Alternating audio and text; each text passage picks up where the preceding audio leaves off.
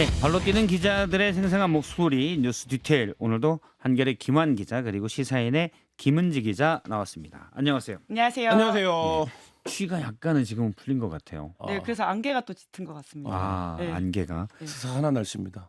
요즘 여의도에 안개가 많이 아. 꼈어요. 안개만 끼면 다행인데. 어제로 많이 선명해진 거 아닌가요? 그래서 안개의 뒷면을 네. 우리 또 디테일이 강한 그렇죠. 두 분 기자에게 좀 풀어서 안개 속의 진실들을 쫓아가 보도록 하겠습니다. 먼저 민주당과 조국혁 신당의 합당 얘기 일단 어제 지방선거 이후에 논의해보자. 그다음에 추진기구를 만들어서 이거가 조국혁 신당과 논의하고 그리고 지방선거 이후에 이 추진기구에서 하자 이렇게 얘기를 했어요. 잘 될까요? 김환 기자 어떻게 보십니까? 저는 애초에 대표가 전격적으로 제안을 했기 때문에 우여곡절이 있더라도 이제 될 거라고 봤거든요. 왜냐면 그게 사실 이제 맞는데 어제 이제 민주당의 모 인사가 그 얘기를 하더라고요. 그러니까 당 대표가 지금 리더지 오너는 아니지 않냐. 근데 이거는 오너십에 관한 문제였다 이런 얘기를 하더라고요. 그러니까 그 부분에서의 충돌. 그러니까 이게 지금 당 대표가 전격적으로 제안을 한 이후에 20일도 안 돼서 자초한 상황을 좀 단적으로 잔면을 설명하는 말이 아닌가 싶었는데 뭐 그 관점에서 놓고 본다면 이게 결국엔 민주당이라고 하는 이제 말하자면 그 호에 배에 오너십과 관련된 부분이라고 한다면 그 준비위원회를 꾸려도 좀 쉽지 않을 수도 있겠다 이제는 뭐 이런 생각도 듭니다. 네, 이제 김은지 기자는 어제 이제 그 최고위에서 마지막 밤 회의를 하고 정청래 대표가 이제 합당 선언을 이제 연기하겠다, 합당 추진을 연기하겠다고 밝히고 있지 않습니까? 그 직후에 이제 민주당 관계자들이랑 좀 통화를 해봤었는데 이렇게 이야기를 하더라고요. 급한 불은 껐다. 예, 급한 불은 껐다라고 하는데 왜냐하면 지난 3주 동안 사실 이 이슈가 관련된 블랙홀이었기 때문에 너무나 당 내부의 내용이 컸어서 불은 껐는데 그런데 또 이게 심상치 않다라고 하는 것이 이 강덕구 최고위원이 페북에 올렸다가 비싹한 내용이 있거든요. 그것이 결과적으로는 어제 당에서 발표했던 것과 큰 결에서 다르지 않은 내용이 나왔습니다. 지방선거 이후에 어떤 수임기구를 만들어서 다시금 합당 논의를 하자라고 하는 부분인데 이것이 불은 껐지만 다시금 좀 잔불들이 남아있을 수도 있겠다라는 취지의 이야기를 하면서 오히려 그걸 어떻게 보는지 저한테 물어보더라고요. 이제 그 정도로 그 이슈에 대해서 조금 더 예민하게 보는 부분이 있어 보였습니다. 정확하게 물어본 건 그러니까 민주당 의원이 김은지 기자에게 물어봤다는 거죠. 그러니까 정확하게 이 어떤 이슈에 걸로? 대해서 기자들은 어떻게 보고 있냐. 이 강덕구 최고위원이 페북에 올렸다가 삭제한 거 혹시 알고 있냐. 이렇게 이야기를 하던데요. 그러니까 큰 불은 껐다라고 생각을 하면서도 이 부분이 다시금 진화가 아니라 발화할 수 있다라고 하는 걱정을 하고 있는 것이죠. 강덕구 의원이 페이스북에 올렸다가 삭제된 글 그거 좀 더 여쭤보도록 할게요. 일단 거기에는 강덕구 의원이 누구죠? 홍익표 정무수석과 얘기를 나눴는데 합당은 대통령의 뜻이다. 지방선거 이후에 전당대회를 통합으로 치러서 그러면 사실은 강덕구 의원이 확인한 걸로 되면 원래 합당은 친명의 뜻이다라고 봐야 되는 거잖아요. 근데 합당은 반발했던 것도 친명이기도 하고. 일단 강덕구 의원은 뭐 이 비싸간 내용이 사실과 다르다 이렇게 얘기했는데 사실은 맞죠? 이게 박제가 또 돼 있어요. 네, 그 홍익표 정무석도 뭐 관련 보도를 했던 언론한테 이제 수정 요구를 하고 뭐 이런 일이 있었는데, 그러니까 뭐 강덕구 의원이 지금 이렇게 애매한 상황에서 본인이 안 들은 내용을 들었다라고 실명을 거론하면서 쓸 수는 없는 거니까 이 내용을 들은 건 맞는 것 같은데 저는 이 논쟁의 초기부터 굉장히 의아했던 게 뭐였냐면 바로 이런 태도예요. 그러니까 예를 들면 아무도 합당에 반대하지 않거든요. 근데 지금은 아니다. 그리고 두 번째 묻는 게 이게 대통령의 뜻이 맞냐 이런 거예요. 그러면 또 이게 대통령이 당무에 개입할 수 없으니까 청와대는 입장이 없다 이러는데 늘 어떤 의원들은 내가 청와대 입장을 들었는데 청와대는 뭐 이렇게 이제 달리는 코멘트들이 계속 나오는 상황이 이어졌거든요. 그러면 이제 이거를 간추려 보면 대통령실까지 청와대까지 포함해서 모두 다 합당을 하긴 해야 되는데 근데 이 합당이 제기된 방식, 시점, 절차 이런 거에서 생각이 다른데 또 그러면서 거꾸로 이제 그 문제를 정면으로 지적하는 게 아니라 다시 대통령의 뜻으로 돌아가는 뭐 이런 상황들이 이어졌는데 저는 이게 그래서 좀 점층법적인 실패를 한 게 아닌가라는 생각이 듭니다. 점층정법 실패. 그러니까 예를 들면 정청래 대표 굉장히 전격적으로 제안을 한 이후에 사람들이 이 전격적으로 이걸 왜 제안하는 거지? 라는 생각들을 이제 하기 시작했는데 그 생각들을 하면서 초반에 친명계 최고위원 몇 명이 강하게 반발을 하면서 이게 대통령의 뜻은 아닌가 보다. 이렇게 이제 생각을 했다가 그러다가 대통령실에서 아닌데 우리도 합당하는 거에 반대하는 건 아닌데 이런 메시지가 나오니까 그러면 대통령의 뜻이 조금 묻어 있긴 한 건가? 그러니까 이제 다시 이게 근데 정청래 차기 프로젝트다. 이렇게 가니까 그런가라고 했다가 다시 이제 여기 외곽 스피커들이 겹쳐지면서 이게 당의 체질을 바꾸기 위한 구주류와 신주류 간의 뭐 어떤 이런 권력 다툼이다라고 하니까 그런가?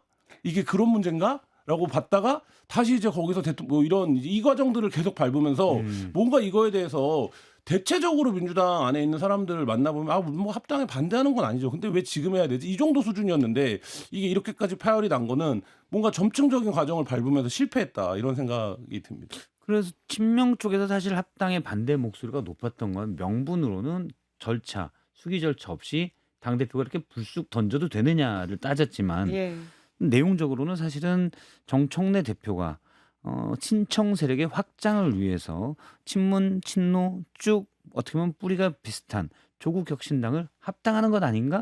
이게 있었어요. 사실 이 두 개가 많이 다른 문제입니다. 그런데 친명은 사실 그 후자 쪽에 무게를 뒀는데 어제 강두구 의원 얘기를 들으면 대통령의 뜻이다. 네, 이제 물론 이제 양쪽 모두 관련된 사실에 대해서 부인을 하고 있고요. 뿐만 아니라 청와대에서도 합당은 당에서 할 문제이지 이것을 관여할 바가 아니다라고 이야기를 하고 있긴 합니다. 하지만 이제 그런 글이 올라왔기 때문에 게다가 황급하게 삭제되어서 여전히 좀 이게 확전의 가능성이 있다라는 취지에 제가 말씀을 드린 것인데 네, 사실 아까 김한 기자가 지적해 주셨던 것처럼 지난 19일 동안의 합당 논란이라고 하는 것이 단 하나의 결이 아니라 말씀하셨던 게 다 섞여 있었던 것 같아요. 그러니까 합당과 관련해 가지고는 어떤 전반적인 범야권의 어떤 범여권의 재편적인 어떤 태도들도 있었던 것 같고 그 안에 또 권력투쟁적인 면모뿐만 아니라 그것에 대한 질타, 다양한 것들이 섞이다 보니까 사실 리더십 부재로서 이게 빨리 정리가 안 되고 19일 동안 좀 굉장히 혼란만 있었던 상황이 아닌가라는 생각이 드는데요. 그런데 이 페이스북 글 때문에라도 좀 여전히 이제는 범야권에서 공격할 소재가 생긴 것도 사실이긴 하거든요. 이제 당무 개입 논란 때문에 그런 건가요? 오늘 아침에만 하더라도 또 야권 인사들이 그런 식의 글들을 페이스북에 올린 걸 봤는데, 그러니까 한동안은 이 이슈가 잦아들 것 같지만 여전히 쉽게 잦아들진 않을 것 같다라는 평가를 해보겠습니다. 그러니까 뭐 야구의 비유를 하자면 정청래 대표가 전격적으로 제안을 하는 과정이 선발 투수의 과정이라고 하면 한 3이닝 3실점 정도를 한 것 같아요. 그 과정에서. 그러니까 절차적인 문제 제기가 되면서. 그러고 나서 중간 과정에서 꾸준히 1실점씩 2실점씩을 꾸준히 한 거야. 근데 그 이닝만 하고 그다음에 전주철 변호사 뭐 이런 등등. 그래서 한 7, 8회가 되니까 이미 한 8, 9점 실점을 해놓은 거예요. 그러니까 이거를 게임 이건 안 되겠다. 뭐 이런 과정으로 간 것 같거든요. 근데 이제 그래서 어제 이제 의총에서도 그런 얘기가 나왔다고 하는데 이게 전형적으로 과정 관리에 실패한 상황이 된 거예요. 그러니까 이 과정 관리라는 건 어떤 거냐면 어제 이제 강두구 의원이 비슷한 글로 그렇지만 이게 대통령실의 의중이 이거였다고 한다면 이거를 왜 조율을 못한 거지? 이런 생각이 드는 거죠. 이거를 그러면 아까 제가 이제 점층법적인 실패라고 말씀드렸는데 약간 정청래 대표가 뜸을 들여서 이거에 대해서 사전에 예를 들면 뭐 이현주 의원이라든지 만나서 얘기도 좀 하고 그다음에 대통령실하고 정확하게 커뮤니케이션을 하고 그런 과정을 통해서 발표를 했다면 이게 안 될 일이 아니었던 것 같은데 외관상으로 보면. 근데 이게 지금 얘기한 대로 전격적인 발표 이후에 여러 가지 요소들이 개입을 하면서 결과적으로 정청래 대표와 대통령실, 친명계 뭐 이런 구주류와 뭐 신주류 이런 갈등까지 번지게 된 요 과정 관리 이게 지금 민주당이 굉장히 좀 최근 6개월간 그 반사 이익을 거두면서 상대 야당이 워낙 이제 말하자면 야당의 모습에서 그런 과정에서 처음으로 좀 지금 정청래 후보가 실패를 경험하게 된 사건이 아닌가 이런 생각이 듭니다. 사실 이번에 다 신문이나 방송에 다 나왔던 제목이 합당 무산으로 정청래 리더십 흔들 이거예요. 실제 당내에서 민주당 내에서는 어떻게 봐요? 그러니까 사실 합당도 합당인데 당에서 이야기가 나오는 건 전준철 이제 변호사를 추천했던 과정에 대한 이야기들이 좀 있던데 그에 대해서 통상은 어떤 인사가 있거나 정책에 대한 다른 의견이 있다라고 한다면 그러니까 개인적으로 의견을 전달하거나 물밑에서 조율하는 방식이 FM이라고 하는 것이죠. 당의 한 중진 의원도 그렇게 이야기를 하던데 본인도 당의 정책에 대해서 종종 다른 소리를 하고 그러면 청와대에서 전화가 와서 그건 조금 너무 세게 말씀하시는 게 아니냐라는 식의 이야기를 하면서 메시지가 오고 간다라고 하는데 사실 그게 정치이지 않습니까? 그런데 전준철 변호사 건에 대해서는 주말에 MBC 보도를 통해 가지고는 사실 정청래 대표를 질책하는 듯한 모습으로 확전되었던 것이죠. 그러니까 이것은 사실 물밑에서 충분히 할 수 있는 이야기를 공개적으로 했다는 것은 굉장히 정청래 대표로서는 치명상일 수밖에 없는 이슈이고 그것이 앞으로의 정청래 리더십에 굉장히 큰 영향을 미칠 것이다. 이렇게 해석하시는 분들이 계시던데 합당 논란과 그 이슈가 합쳐지면서 사실 평가라는 차원에서는 굉장히 어려워지게 된 건 맞는 것 같고요. 다만 지방선거라고 하는 다이나믹스가 또 남아있기 때문에 또 아직 모른다라고 이야기하는 의원들도 있긴 했습니다. 정청래 대표 입장에서 본다면 1인 1표제가 통과되면서 큰 우군을 얻은 게 하나가 있었고 근데 그 뒤에 바로 합당 논란 또 전준철 변호사 논란 때문에 리더십이 지지층 내에서도 약간 비판을 많이 받게 되는 상황이 또 된 것 같아요. 그러니까 민주당 내 지지층의 분화를 최대한 이제 말하자면 뒤로 미루면서 선거를 치르고 이런 과정을 가려고 했고 외견상으로 보면 정청래 대표도 그래서 내가 조국혁신당이랑 통합을 제안한 거야. 뭐 이렇게 이제 얘기를 하는데 오히려 오늘 어디 신문이 제목을 그렇게 뽑았던데 이제 합치려다 쪼개질 뻔했다고 뽑았던데 오히려 이제 그렇게 된 거죠. 무슨 말씀이냐면 이제 앞으로 1인 1투표제도 그 논란이 있었습니다. 그러니까 근데 뭐라고 설명한 거니까 당권파가 이거 DJ 때부터 노무현 때부터 추진해왔던 거예요라고 이제 설명을 했던 거예요. 그래서 이제 뭐 반대도 많았지만 통과 결국 됐는데 우여곡절 끝에 지금부터는 요 사건 19일을 경유하고 나서는 이제 모든 사람들이 정청래 대표가 하는 어떤 정책 결정에 대해서 민주당 지지자들도 색안경을 끼고 보겠죠. 저게 뭐를 위한 거지? 이 이제 시선을 피할 수 없게 됐다라는 거고. 그다음에 지금 뭐 김은지 기자도 얘기했지만 결정적으로 정청래 대표가 뭐 예를 들면 뭐 코스피 5천 터치한다 이걸 발표한다든지 그 전에도 대통령이 굉장히 좋은 이제 호재들이 있는 날 뭐 당에서 어떤 것들이 노출된 이런 거를 보면서 그리고 결정적으로 이 사건을 경유하면서 아 뭔가 커뮤니케이션이 안 되는 건 맞는 것 같다. 근데 그 커뮤니케이션이 안 되는 이유가 야당 시절에 어쨌든 뭐 이렇게 주요하게 강한 스피커로 활동할 때 버릇처럼 SNS라든지 기자회견이라든지 뭔가 전격적으로 이렇게 발표를 하는 뭐 이런 이제 말하자면 정치들 이거에 대해서 이제 이재명 대통령이야말로 이제 그거에 굉장히 능한 사람이었는데 뭐 요새 부동산 관련해서는 좀 다르지만 어쨌든 굉장히 좀 신중한 모습을 보이잖아요. 근데 여전히 여당 지도부들이 그런 이제 말하자면 뭐 그게 10수년간 해왔던 정치 패턴이기 때문에 그러겠지만 그런 모습에서 못 벗어나니까 왜 강북구 의원처럼 지금 이 예민한 시기에 이 글을 올렸다가 비싸글 하는 뭐 이런 일을 벌입니까? 그러니까 저는 이거 자체가 뭔가 이 민주당이 지금 그 대통령 청와대와 커뮤니케이션에서는 계속 엇박자가 나고 있다. 이거를 지금 노출하고 있는 것 같습니다. 예, 알겠습니다. 계속 커뮤니케이션이 소통이 잘 안 된다는 얘기가 있다. 사실은 또 민주당 의원이 반청 모임이죠. 제가 볼 때는 친명 또는 반청 모임 한 70명이 모여가지고 이재명 대통령 관련 여러 가지 재판 관련 공소 취소를 요구하는 모임이긴 한데 여기서 이제 사실은 정청래 대표에 대한 견제 목소리가 많이 나올 것 같아요. 제가 안 그래도 이제 여기 모임에 있는 의원한테도 또 물어봤거든요. 그랬더니 당장 하는 이야기가 아니 여기에 공동대표가 윤건영 의원인데 어떻게 이게 친명 모임이라고 할 수 있느냐. 윤건영 의원이야말로 대표적으로 그 친문계 인사로 꼽히고 있는 사람이다라고 하면서 지금도 이제 문재인 전 대통령과 이제 커뮤니케이션 하면서 복심으로 꼽히고 있지 않습니까? 이제 그런 모양새로 설명을 하고 있긴 하던데요. 이제 그럼에도 불구하고 지금 그렇게 말씀하신 건 그런 모양새를 갖췄다라고 지금 기자인 제가 보기에는 그럼에도 불구하고 모임 자체가 이재명 대통령의 공소 취소 그리고 그 국정조사를 요구하는 모임이지 않습니까? 그렇게 본다면 사실 굉장히 이 대통령을 중심으로 검찰과 싸울 사람 모이자라고 하는 이야기인데 여전히 그런 시선에서 벗어나기는 어려운 것이 사실이죠. 게다가 여기에 박홍근 의원이라든지 이번에 사실 합당 논란에서 세게 목소리를 냈던 분들이시거든요. 알겠습니다. 저희 국민의힘 얘기도 하고 김건희 특검 얘기도 해야 돼서 국민의힘 얘기로 넘어가 보도록 하겠습니다. 서울시당이 김경진 전 의원이 서울시당 윤리위원장을 맡고 있는데 고성국 씨에 대해서 탈당 권유 조치가 내려졌습니다. 이게 확정은 아니죠. 네, 왜냐하면 중앙당을 거쳐야 되기 때문에 서울시당 차원에서 이제 결정한 것을 중앙당에서 확인을 해야 되는 것이고요. 절차에 따르면 중앙당에서 어떻게 또 뒤집을지 모른다란 말을 하고 있는데 이제 무엇보다도 한밤에 나온 징계란 차원에서 굉장히 국민의힘이 최근 상황들을 또 떠올리게 한다라는 지적이 있습니다. 밤에 피는 징계 뭐 이런 건가요? 밤에 피는 징계. 좋아하시는데요?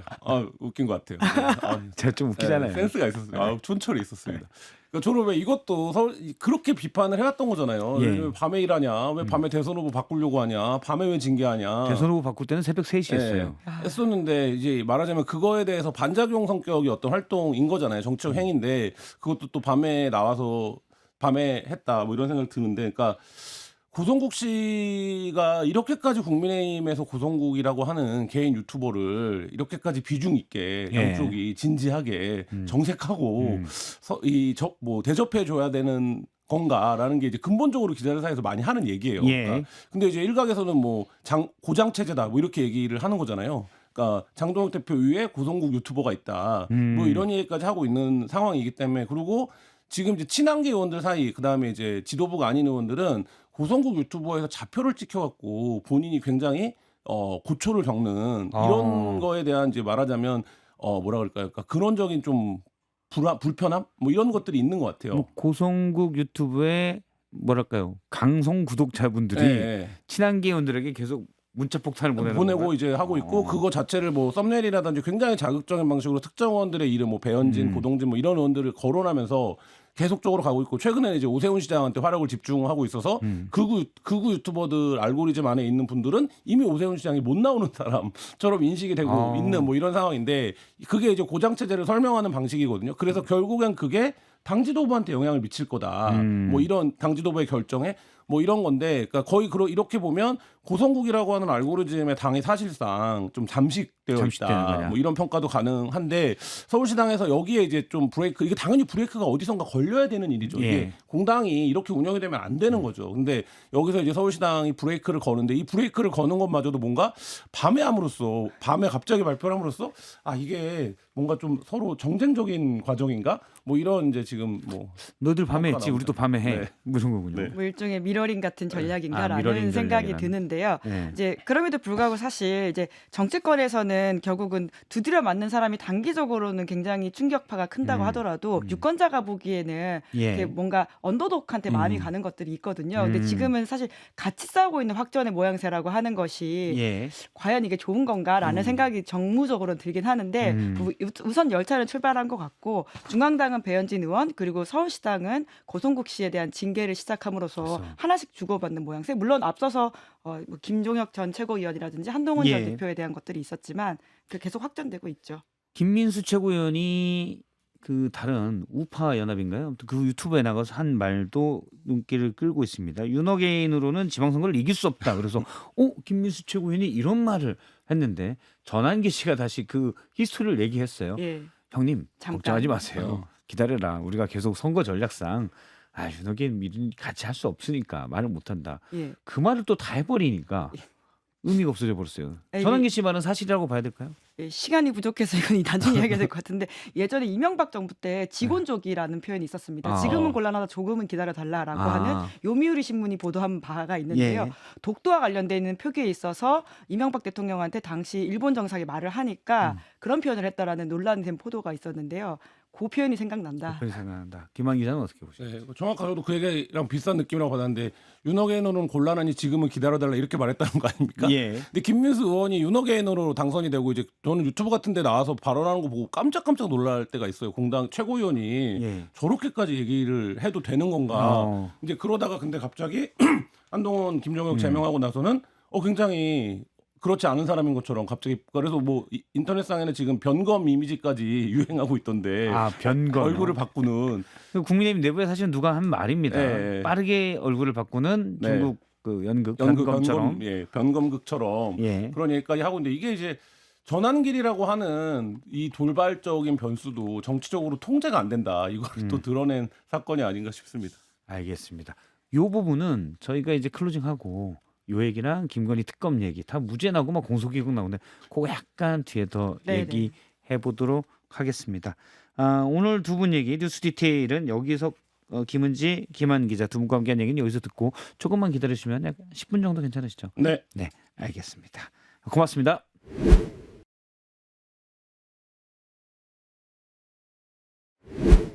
지금 유튜브가 됐습니다. 이거는 그대로 짧게 가니까 제가 길게 가는 거는 월 하는 따로 방을 열었는데요. 오늘은 짧게 한 15분 정도 하니까 여러분 그냥 남아 계시면 여기서 날것의 얘기들, 생생한 얘기들을 들어보도록 예. 하겠습니다. 댓글창 이미 쓰시네요. 지금은 그냥 해요. 그냥 하자. 10분은 그냥 가자. 예. 예. 지금 그냥 합니다. 구독자분들이 훨씬 더 빠르시네요. 굉장히 쌍방향 방송이에요. 쌍방향. 예. 좀 댓글 구독자분들이 저에게 알려주셨어요. 예, 짧은 거는 그냥 가자. 날 것이 예. 더 좋다. 왜 방송에 막았더냐. 뭐. 나갔대냐. 네. 예. 사실 저는 어제 처음에 김수 최고위원 말 듣고 뭐야 이거 변했나 했는데 나중에 전환기 씨가 다 얘기하더라고요. 그러니까요.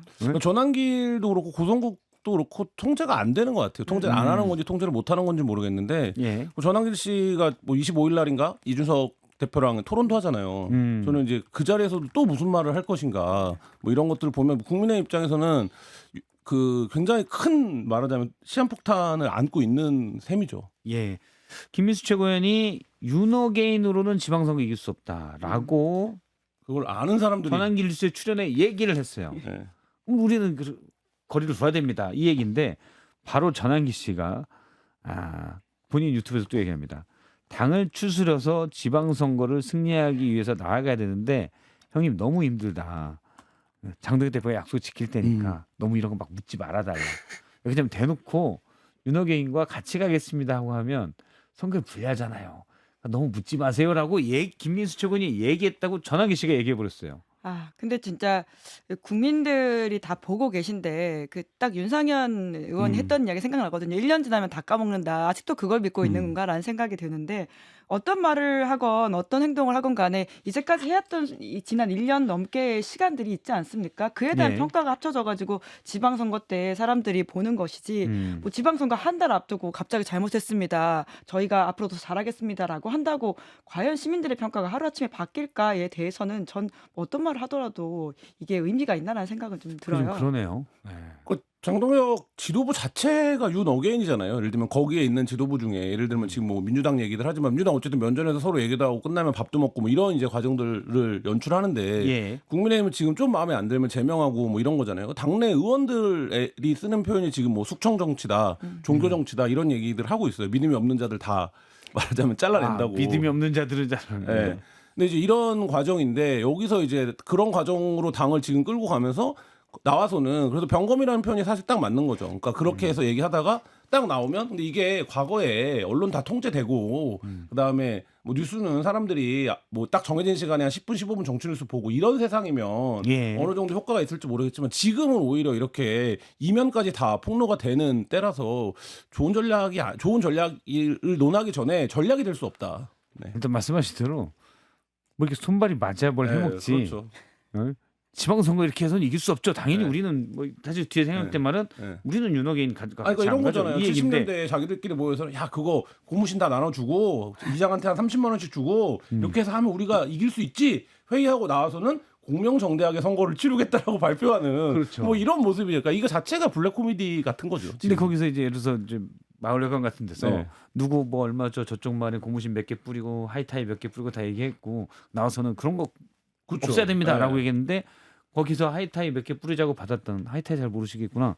세제 네. 알고 있습니다. 몇 개 받았던 분이 다른 마을 확성기되고 하이타이 뭔 말을 누구 이장님 와서 받아가세요. 뭐 그런 거죠. 지금 뭐 그런 광경인 거죠.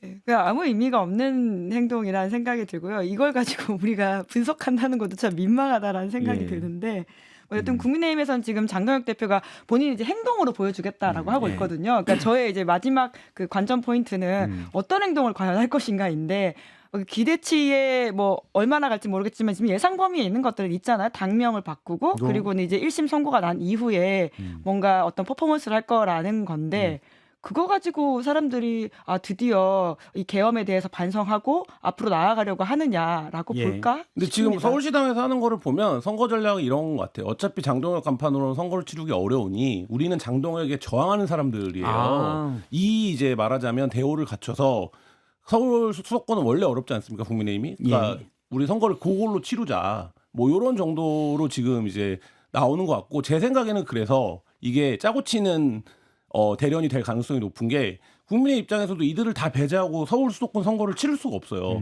그렇기 때문에 여기 정도까지는 용인해주고 그러면 예를 들면 배현진 위원장도 내가 이거 대들다가 탄압도 당한, 내가 잘릴 뻔했다. 뭐 이런 서사로 가지 않을까라는 생각은 듭니다. 거기서 멈춰야 될 텐데. 제가 볼 때는 그런 대련은 하지 않을 그러게요. 것 같은데. 아니 김민수 최고위원이 변했잖아요. 그 뒤에 아니라고 하이타이로 하고 하니까 있으니까. 지금 제 연식 드러난다고 댓글에서 난리가 나는데 하이타이 말고 비트로 하겠습니다. 예, 비트. 때가 쏙, 비트로 때가 쏙. 하겠습니다. 때가 쏙. 요새는 액상으로 더 많이 쓰기 때문에 비트도 아마 아닌 그래도 것으로. 하이타이도 아직 나와요. 액상이 있어요? 네. 아니, 너무 빨리 안 하시는 거 이렇게. 캡슐로도 되는 것도 있습니다. 액상 있고 좀 비트. 예. 특정 회사 제품이니까 죄송합니다. 지금 보면은 배현진 의원에 대한 징계가 되게 약하게 날 거라고 보세요. 그건 아니죠. 그건 아닌데 어쨌든 그럼에도 불구하고 배현진을 뭐 예를 들면 제명을 해서 당 밖으로 내쫓거나 지금 이런 선택까지 가기에는 선거가 너무 촉박하게 남았다. 제명은 안 하는데 서울시당 위원장 자리를 뺏지 않을까요? 그렇죠. 그렇죠. 뭐 사실 그거야 그 목적이지 그렇게까지는 않나. 가겠죠. 예. 왜냐하면 그게 지금 50만 이상 공천권을 직접 행사하겠다라는 것도 그거를 이제 권리를 제한하겠다라는 거잖아요. 대놓고 이제 그렇게는 가겠죠. 근데 이제 배현진 위원장 입장에서도 야 어차피 저 간판으로는 선거를 못 치르는데 나도 별로 그 손해날 게 없어. 이렇게 싸우는 이미지가 그렇죠. 뭐 이런 생각을 할 수 있죠. 사실 앞서 50만 얘기한 거는 이제 저번에 당원 당규 개정안을 국민의힘 최고위에서 했는데 50만 이상의 기초자치단체장 공천권은 중앙당이 가질 수 있다 이렇게 된 거예요. 근데 50만 이상이 송파구청장, 강남구청장 네. 이렇게가 있어요. 알짜배기가. 국민의힘 차원에선 특히 그렇고 거기에 당협위원장들이 국민의힘 친한계로 꼽히는 분들입니다. 송파갑이 박정훈 의원인가요? 배현진 의원인가요? 배현진 의원, 박정훈 의원, 그건 병이 김근식 그렇죠. 위원장. 송파는 다 그런 상황이고요. 강남도 이제 고동진 의원 이런 분들이 계시기 때문에 그것조차 다 뺏어 가서 우리가 하겠다라는 의미로 보이는데 뭔가 하나하나씩 다 준비는 하고 있는 것 같아요. 특히나 최고위원 같은 경우에도 보궐선거를 이제 이렇게 뭔가 비대위로 가지 않는 방법에 대한 것들도 지금 당원당규 개정안에 넣어놨더라고요. 알겠습니다. 사실은 송파구청장도 그러면은 그 배현진, 박정훈, 김근식 이 친한계에 줄 수 없다라는 앞서 이제 50만 그렇죠. 인구 기초단체장은 중앙당이 공천권을 가져가겠다. 그런 것으로 해석이 됩니다. 자 그러면은 김건희 특검. 국민의힘 요거 좀 여쭤볼게요. 하나 더. 서울시장 후보는 누가 될까요? 서울시장 후보? 우리 윤희숙 전 의원 얘기했지만 출마하겠다고 했고 나경원 의원 출마합니까? 그게 약간 물음표인 것 같아요. 아직은 5대5 오로지 룰 세팅이 됐다라는 차원에서 어떻게 봐야 될지에 대한 설왕설래가 있는 것 같은데 그러니까 무엇보다도 통일교 의혹에 대한 보도 이후에 나경원 의원의 굉장히 그런 공개적인 활동들이 조금 잦아들었다는 평가가 있긴 하거든요. 그래서 어떻게 될지는 좀 봐야 될 것 같습니다. 안 나오는지. 그리고 사실 쉽지가 않은 상황이긴 하니까 배지를 던져야 되고. 모르겠어요. 그러니까 오세훈 시장을 못 나가게 하고 싶어 했던 움직임은 분명히 있었던 것 같은데, 근데 이제 나경원 의원 그러면 이제 대항마가 이제 나경원 의원 지금 얘기한 것처럼 약간 주춤하는 모양새고 윤희숙 의원이 될까? 근데 윤희숙 의원이 뭐 사람들이 보기에 뭐 적극적인 윤호개인처럼 보이진 않잖아요. 그러니까 뭐 그런 차원에서 오히려 선택이 가능한가 뭐 이런데 어쨌든 여론조사를 돌려보고 저는 역으로 오세훈이 지는 결과가 나오면 그냥 오세훈으로 갈 수도 있다. 그래요?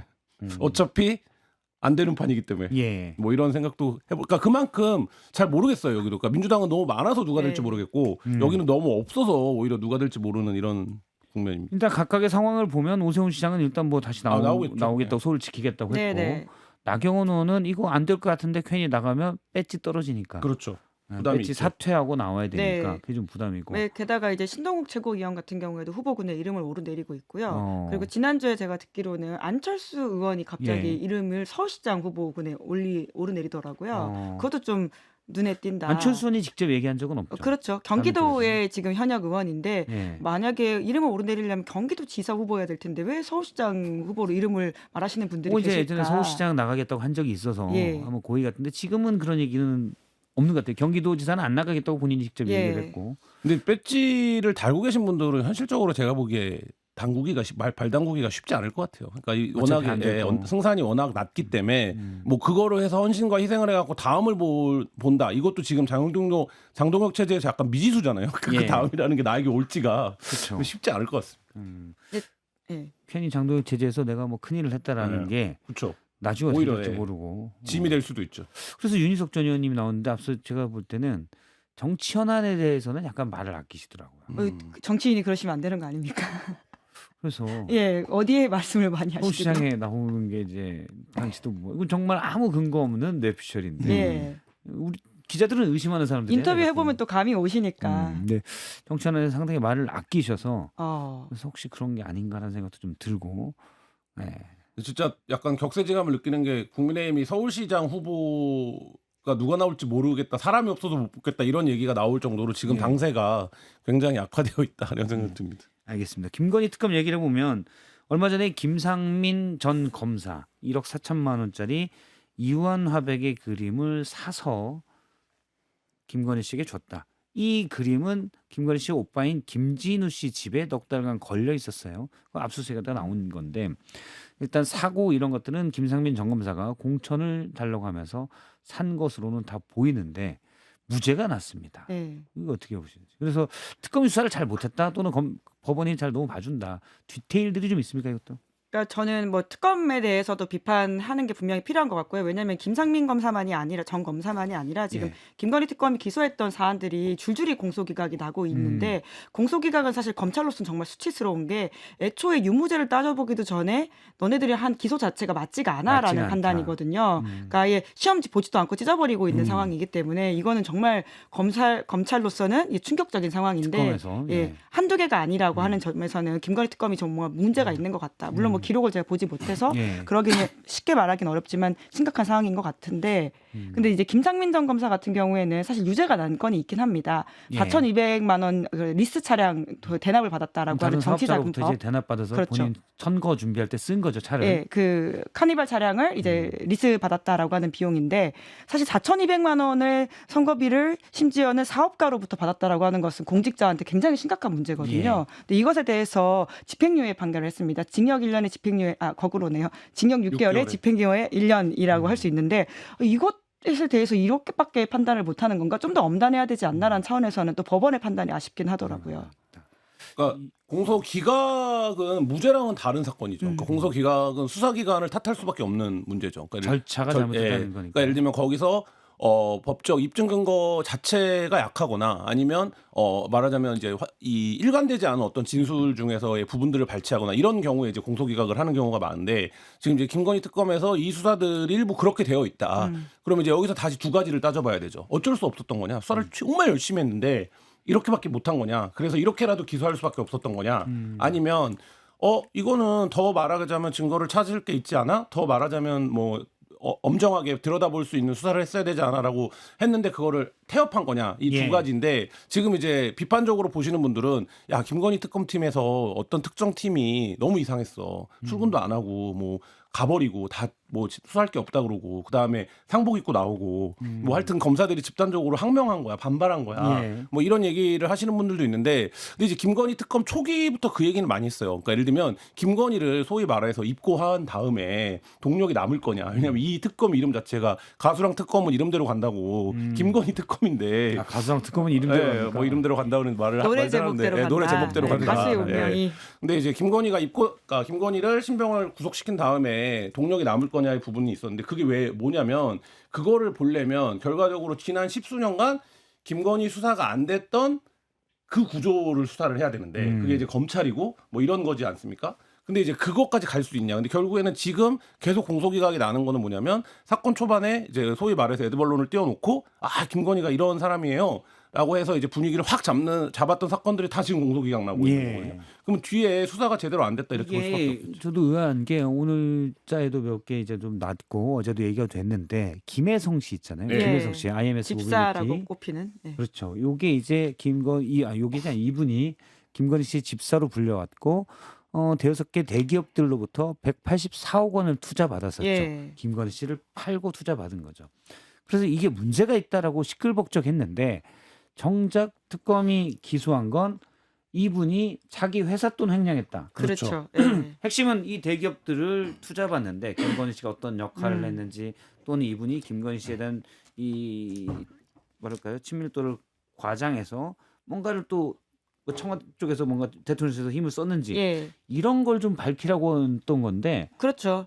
과거에 최순실 특검위에서 했던 그렇죠. 그 대기업들이 그 재단에 돈을 내는 방식이 사실 그렇죠. 유사하다라고 하는 의심으로 시작됐던 사건이거든요. 그렇죠. 근데 말씀하신 것처럼 본류는 전혀 가지도 못하고 회사 횡령 사건으로 가다 보니까 그거는 뭐 그냥 A 회사의 B모 사주가 횡령했다. 이거랑 똑같은 거잖아요. 그래서 이제 공소기각 나온 거죠. 이제 수사 범위에도 맞지 않다 이런 취지의 판단을 한 것 같은데. 판결문에서도 김건희 원래 이름이 이 없다. 혐의가 아닌데 예. 이 혐의에 대해서는 지금 공소 사실에 나온 게 하나도 없다.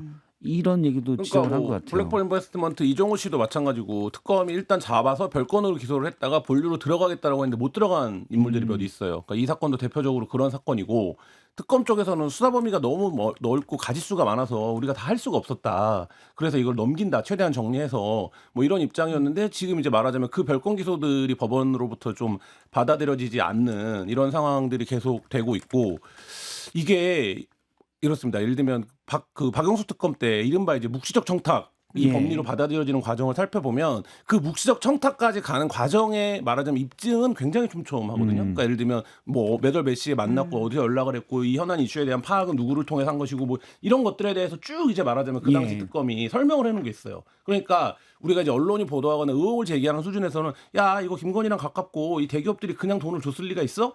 다 이거 보고 준 거지? 라고 생각을 하지만 법정으로 가면 예를 들면 그 생각에 이르게끔 한 경위가 다 나와야 되거든요. 그러니까 과정이 있어야 되는데 뭐 이제 그런 부분들이 이제 결국 수사의 완결성인데 결국 이 부분에서 좀 수사가 미진했다라는 비판은 피하기 어려울 것 같습니다. 이게 사실은 물론 이제 김혜성 씨 회사에 투자한 대기업들이 네. 김건희 씨 안 보고 그냥 이 회사 괜찮겠네?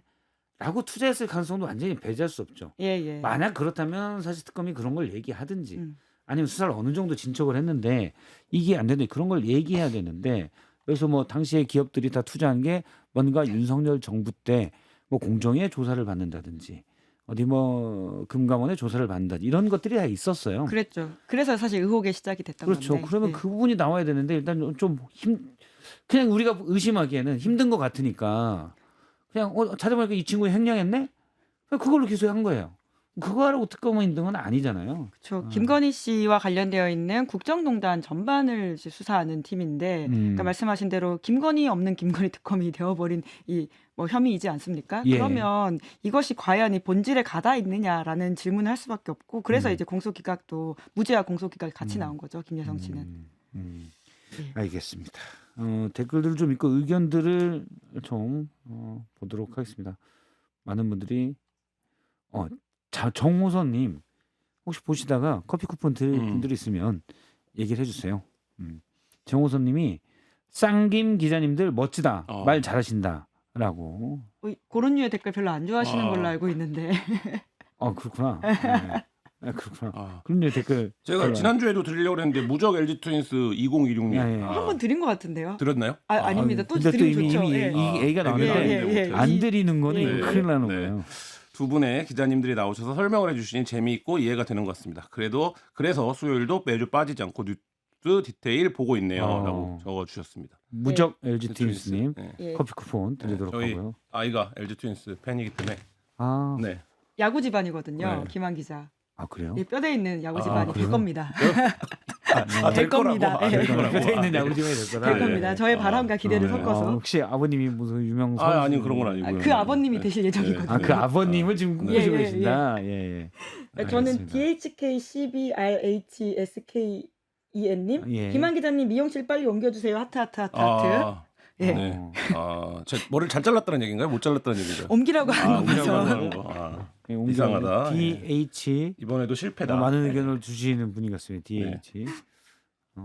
토끼와 거북이님이 두 분 목소리 사이다 시원해요라고 주셨습니다.